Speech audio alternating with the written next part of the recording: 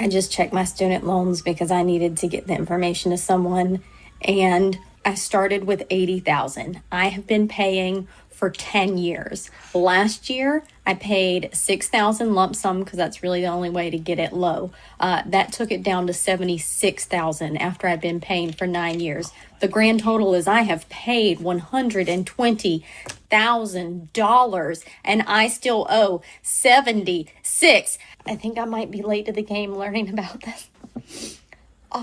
Student loans are really messed up. What the heck is happening?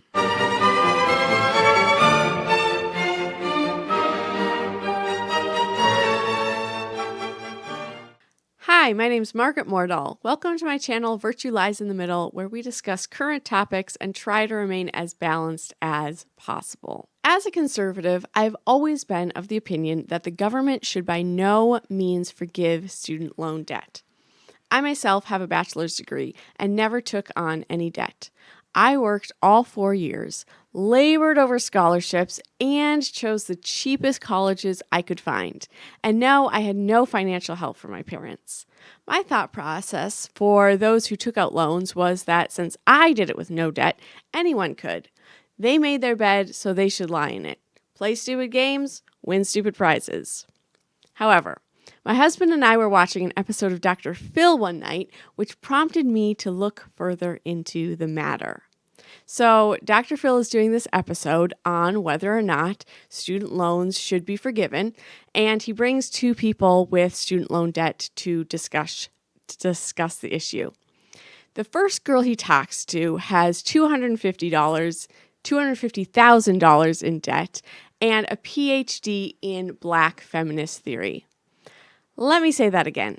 She has a doctorate in Black feminist theory. We'll talk about that later. The second guy has $147,000 in debt and a culinary degree. And it was him describing his situation that made me think twice about student loans. Let's take a listen. There was a version of me before my student loan debt and after my student loan debt. I never got back to myself after falling into this situation.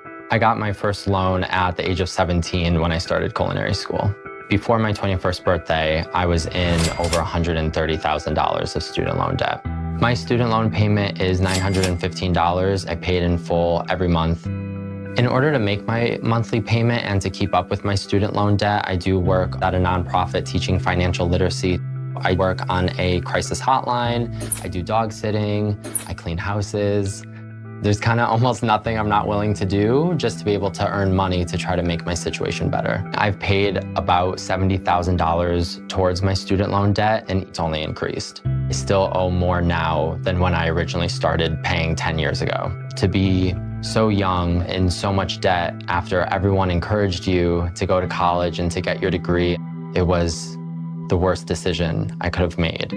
It got so bad to the point where I felt like the only way this problem is going to go away is if I go away. And I really thought at one point when it was at its worst that that would be the only solution. So this poor guy, Bradley, has just been killing himself trying to pay off this mountain of debt, which just keeps getting higher. He says later in the video that he started with $130,000 in debt, has been making his payments for 10 years, and still owes $147,000. And this seems to be a common theme. Underneath these videos, we have comments like this one. It ended up costing me $180K to repay $90K in borrowed money, and that was with paying it off early. Or this one. It took me 5 years to pay back $22K, which turned into $39K. And here's a little video which breaks down how that interest adds up. Here's a quick example of someone starting to pay a $50,000 loan their first year out from school. Let's say they're paying $200 a month for the whole year. So here's all those payments. So in July, their loan is $50,000. Then in August, it's $50,000 plus the new interest minus their last month payment. So it's that much. And then we'll show the rest of the year. And the total loans they paid that year are some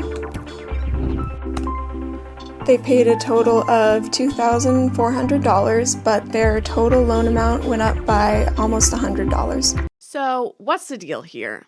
Do these student loans just have crazy interest or what?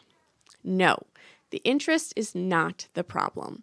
The average interest on a student loan is about 5 or 6%, which is pretty much the same as a car loan.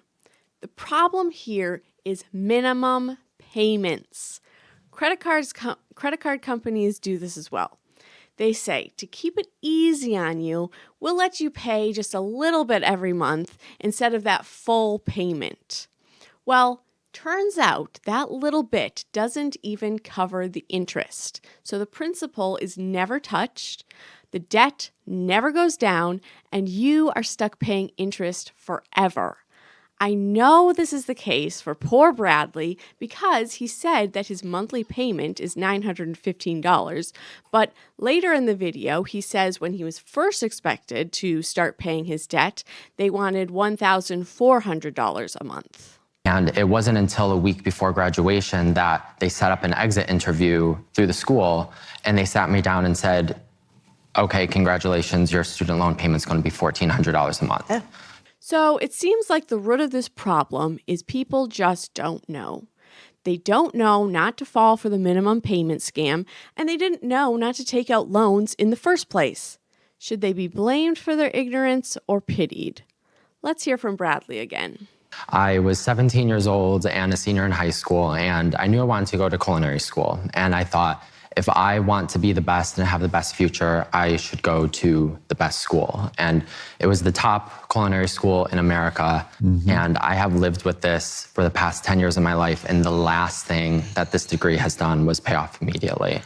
And you say it's destroyed your mental health. Oh, absolutely. I feel like I did everything right to set myself up for success in my future, only to realize getting my college degree absolutely destroyed any future that I thought that I had for myself. When you take out the loans, no one gave any financial education to explain this is what interest means, this is what compounding interest means. I know. But at 17, you didn't understand all of that. Who does? I know adults who don't even have a budget because they don't know how to. So we're relying on teenagers to understand what all of this means. I know some people will say, well, I knew enough at 17 not to go into debt, and if I know, he should have known, blah, blah, blah. But I think Bradley makes some good points, and I sympathize with him. I mean, when I bought my first car, I had never heard of changing the oil in a car, which ultimately led to my engine breaking down a couple years later. And maybe you'll say, well, I should have done research and figured out everything to do with cars before I bought one. Yeah, a lot of people should do a lot of things. And like Bradley pointed out, there's lots of adults who don't know this kind of stuff, but we're expecting 17-year-old kids to know better. 17-year-old kids who aren't expecting the adults in their lives to let them make life-changing mistakes. This is a failure of the system, not of these stupid kids.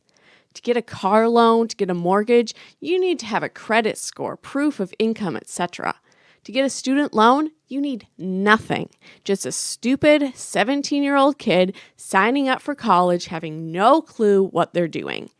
Now, obviously, the reason for that is that kids going to college have no degree, no money. They're going to college to get the degree and the money. And here we get to the real crux of the matter, the degree. The money to pay for the degree. Take it away, Bradley. Okay, but when you got out, did you get a job in your profession? Yes, yeah. How much were you being paid an hour? That job, I believe, was $12 an hour. $12 an hour. He took out a $130,000 loan to get a job paying $12 an hour. And the other guest, as I mentioned, got her degree in Black feminist theory. So these kids are spending thousands of dollars on total scam degrees. What a racket. Oh, and also, if you file for bankruptcy, your student loan stays because you can't give back an education. The bank can't repossess it, which makes sense. But gosh, I bet a lot of people wish that they could return their degrees. So, what do we do here? Colleges have been scamming kids for decades. How do we fix it? Well, Trump just signed a bill putting a cap on the amount of money a student can borrow for federal loans. All the liberals are freaking out about it. Oh, he's taking money away from poor college kids. No, he's protecting them from themselves. Black feminist theory lady might have chosen a less expensive, more lucrative career and be in a much better place right now if there had been limits on how much money she could pull out. So, I think that is a good first step. But honestly, you know what I would love to see happen? I would love for student loans just to be wiped away and the colleges just told that no, they will not be getting paid. Then they'd have to shut down all their stupid DEI departments and get rid of all their scammy, worthless degrees. Make students have a credit score and means of payment to get their loans, and you will see college prices drop way down. As for Bradley, he needs to move to a rural town where the cost of living is cheap and work a job in construction or something, making enough money to make his actual loan payments until they're gone. That's all I have for you today. Thanks for watching the video, and I'll see you in the next one.